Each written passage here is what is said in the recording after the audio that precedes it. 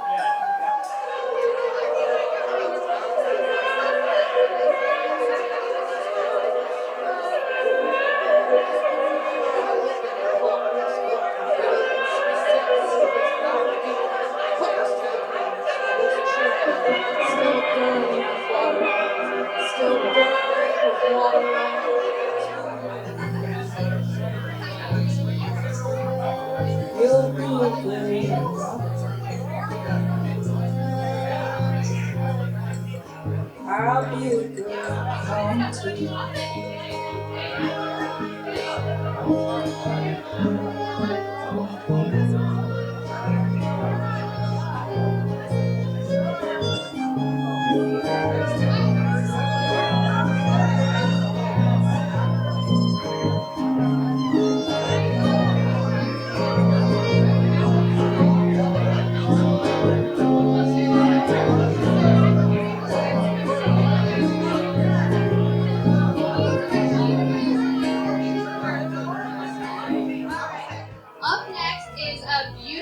Vintage picnic basket provided by Astrid, which is so gorgeous and amazing. I can't believe she gave it up.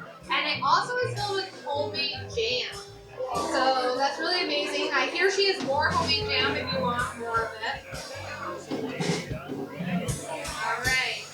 We've got Pysanky.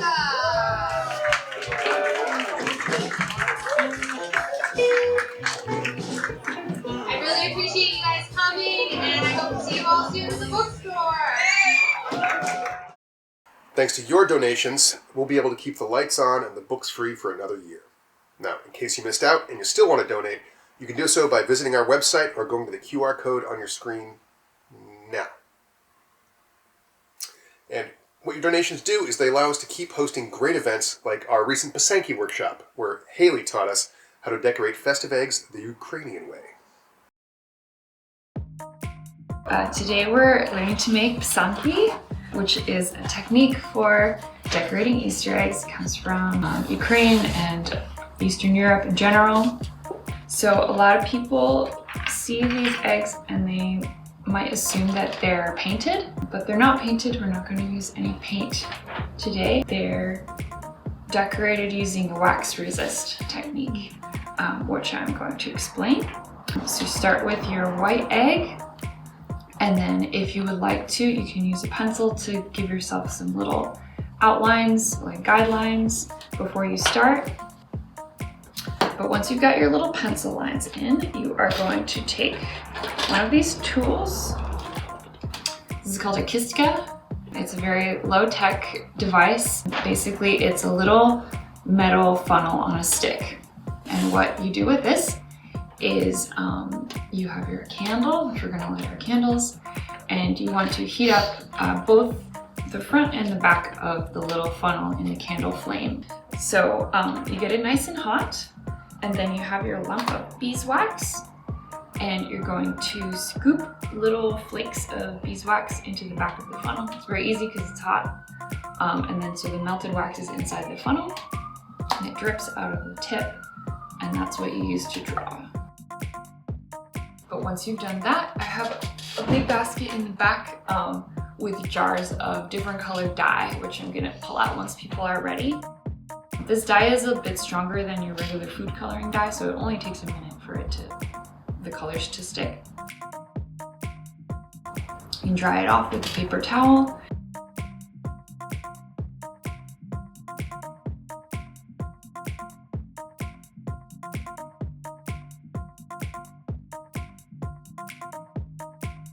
The very last step is to very carefully, using your candle, you're going to just hold it near the flame and watch it carefully. And once the wax starts to look wet, you wipe it with a paper towel, and then it reveals the colors peeking out under the wax. And that's how you finish it. It's very exciting.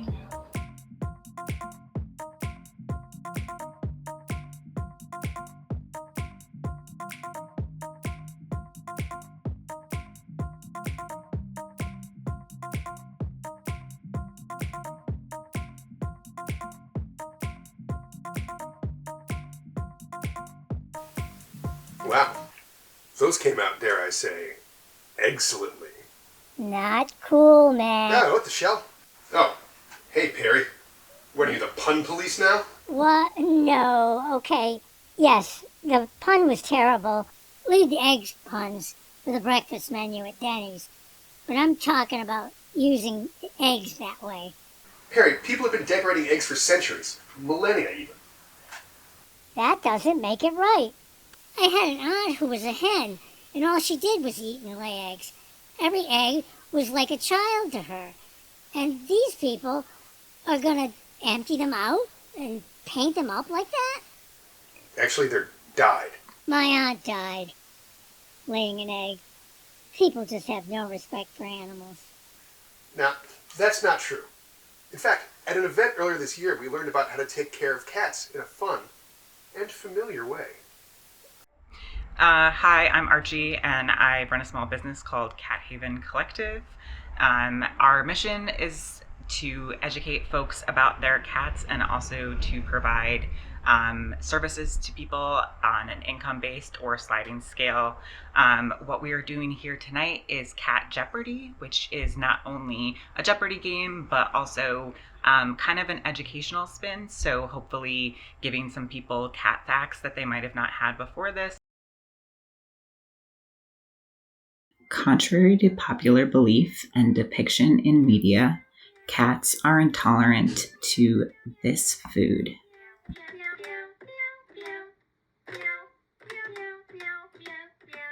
So the answer for that is milk. A lot of times in old cartoons and in old movies, we see cats drinking milk, but in reality, cats are lactose intolerant. So we don't recommend giving them milk. The average cat has this many toes.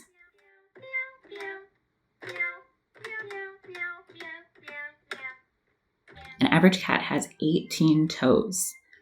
Most cats have 5 toes in the front on their front paws. They have 4 little beans, and then they have a dew claw, which is kind of like their thumb. And then on the back paws, they have 4. So that's 10 in the front and 8 in the back. Altogether, that's 18.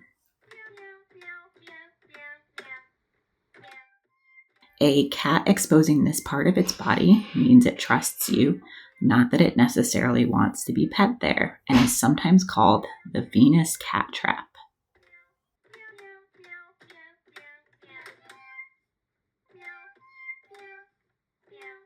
So the part of the body that we're talking about is the belly. Some cat behavioralists have a theory that the reason cats don't like to be pet in this area is because it's a very vulnerable part of the body, and it's where all of the organs are. And so it doesn't necessarily feel good to be rubbed there. Cats will play with their toys more often when they are feeling this basic need.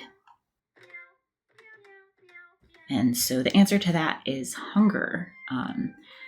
The drive that often gets cats to want to play is the same drive that gets them to hunt.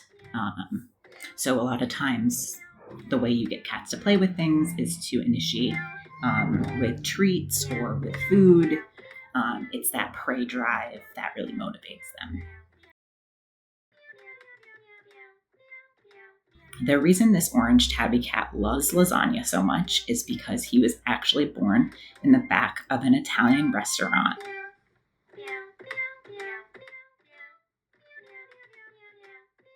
And the answer to that is Garfield's. Yeah, he was born in the back of an Italian restaurant, so he likes lasagna. In reality, please do not give your cats lasagna. Cats also cannot eat garlic or onions, and a lot of times lasagna has both of those things. Cats the Musical was written by Andrew Lloyd Webber, but it was based off of a poetry collection called Old Possum's Book of Practical Cats by this author. It was based off of a poetry collection by T.S. Eliot. If you haven't seen Cats the Musical in real life, I highly recommend it. Maybe I'm biased because I'm a cat person, but it was great. However, I do not recommend the movie. Okay, that's it. Thank you so much.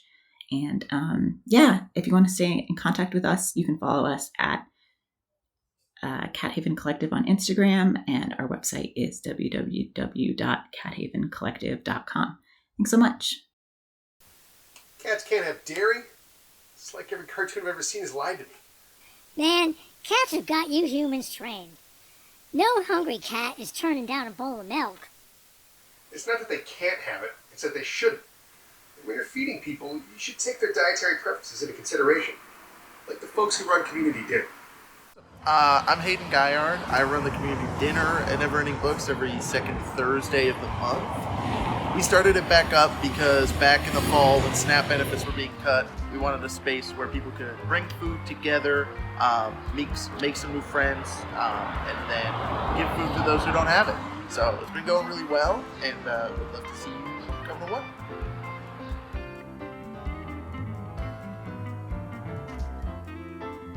Yeah, so I made tofu banh mi for this week's dinner. Grabbed some baguettes from G Cafe, sliced up some tofu, marinated it in some soy sauce, rice vinegar, made a little mayo with some sambal, and then some pickled cabbage and carrot. Pretty easy. My recipe for tonight is I got some arugula, and then I took a bunch of blood oranges and I peeled them and kind of like cut the pith away and cut them into small pieces. And then I threw those on the arugula. And then I did olive oil and flaky salt and a little bit of honey. And that's all. That's all you have to do. I'm Addison. I made sweet potato fries. This is what's left of them. All I did was chop up some sweet potatoes, throw together some seasoning and cornstarch. I used a bit of salt, pepper, paprika, cayenne pepper. Throw them in the oven, bake them until they're baked. I started with like 5 avocados that were nicely ripened, and I mashed them up, and then I added some salt, some lime juice, some pepper, some onion powder, and some garlic powder, and mashed it all together and created this beautiful dip. And now I brought the chips. So this is my improvised chili from Everything in My Pantry. It is all that my family ate during the recession in 2008. Started with an onion and some garlic, chopped them up, sauteed them, tossed in 2 cans of black beans, 1 can of kidney beans, 1 can of little red beans, a full can of tomato paste, I think some leftover salsa from my fridge, a the cumin I had left, and then whatever spices I found that smelled good. This one ended up a little more kind of barbecue leaning because I had a bunch of smoked paprika, and it is gone. So that seems like a good review. That sounds like the menu of the Oberlin Dining Hall. But I get it. When I was young, my flock used to share food too. Nothing forms bonds like sharing a meal. I guess people can be pretty decent. Not always, as this installment of That's My Zine proves.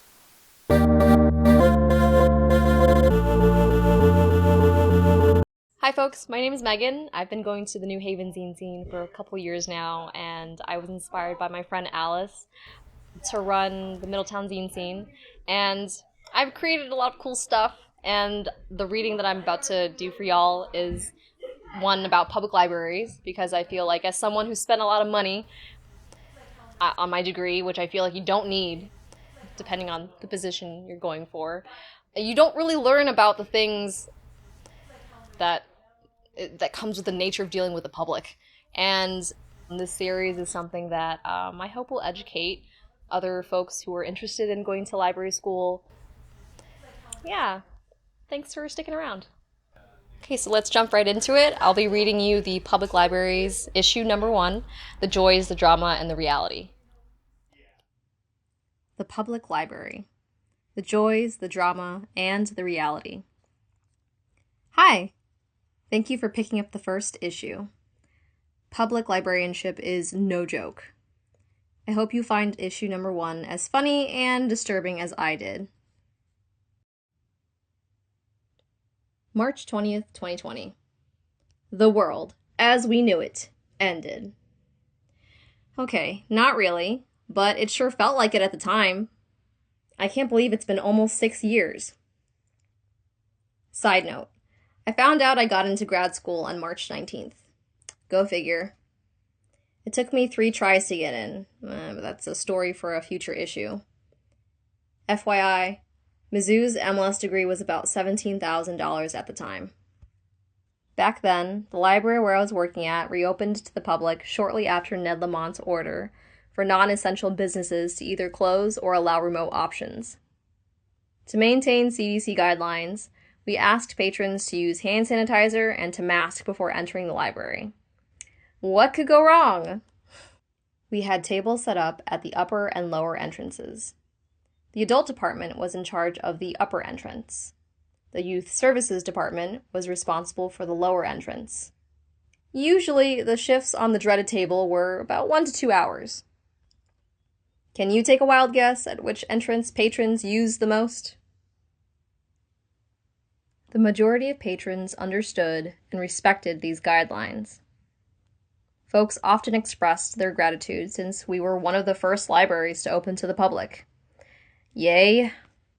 One day, a patron brazenly approached the youth services circulation desk. She didn't have a mask on and clutched her books to be returned with a death grip. The youth services department head immediately leapt to her feet and said, "I'm sorry, but if you want to use the library or borrow books, you need to wear a mask. Thank you." The patron began screaming at us and accused us of infringing on her rights as an American. I was speechless. My department head politely asked her to leave if she couldn't follow the guidelines. She angrily stomped back down the hallway, only to return 2 more times to hurl profanities at us. The whole interaction lasted about 10 minutes. I thought she was never going to leave. Thankfully, we never saw that patron again. Perhaps she tried her luck at the neighboring libraries. Good riddance. I'm sure she's out there having the day she deserves. Looking back, I realize I never fully processed that trauma. We all laughed it off and continued with the day. How messed up is that? After almost 6 years, I'm glad I can laugh about this story.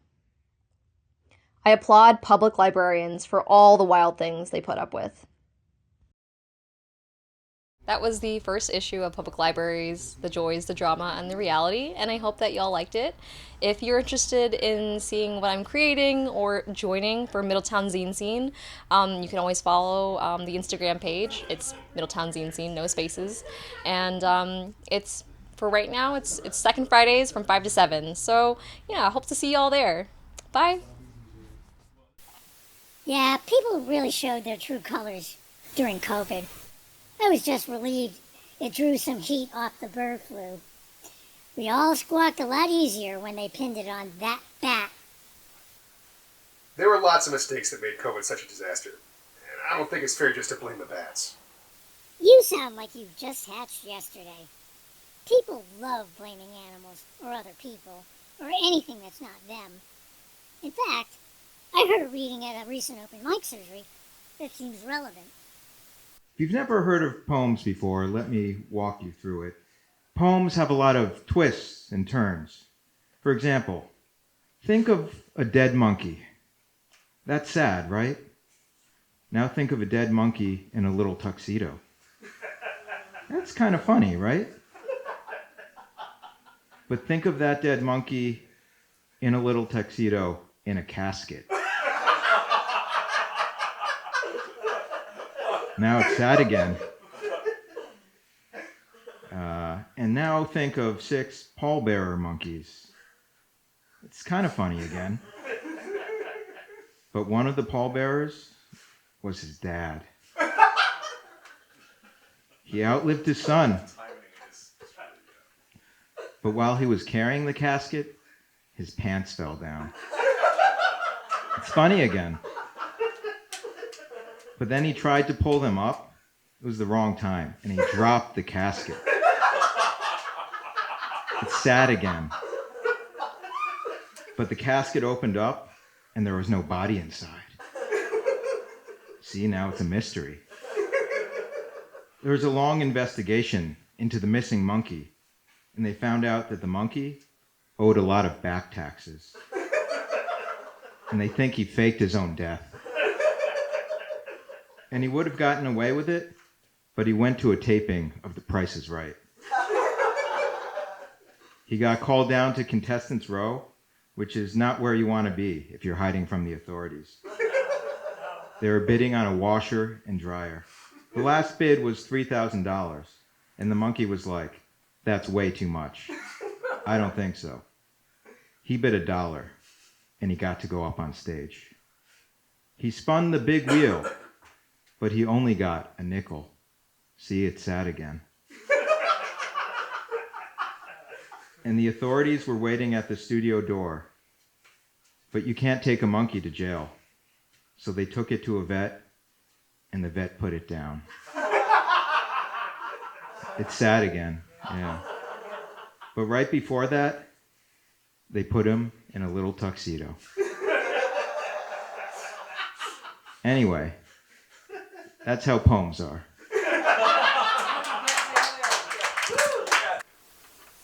Not sure I see the connection, Perry. I'm not surprised. Experience tells me a lot of things go over humans' heads. I mean, look, you haven't even gotten one answer on that puzzle. Well, here's one I can get. Bridges or Daniels, 4 letters.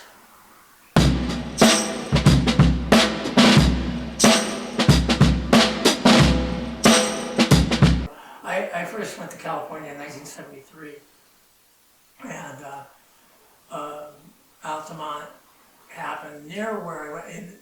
I went to the Bay Area. My friend was a musician, and he had a Volkswagen bus. Man, this sounds like stereotypical. A blue and white Volkswagen bus. We left Connecticut in late July 1973, and we got as far as between Waterbury and Middlebury, going up that long hill on I-84, and the engine blew. So we crawled back to my house in Plainville, Connecticut, and my then tenant in my mother's house had a similar Volkswagen bus, and he was getting rid of it, I guess, or he's selling it. He sold it to my friend, and the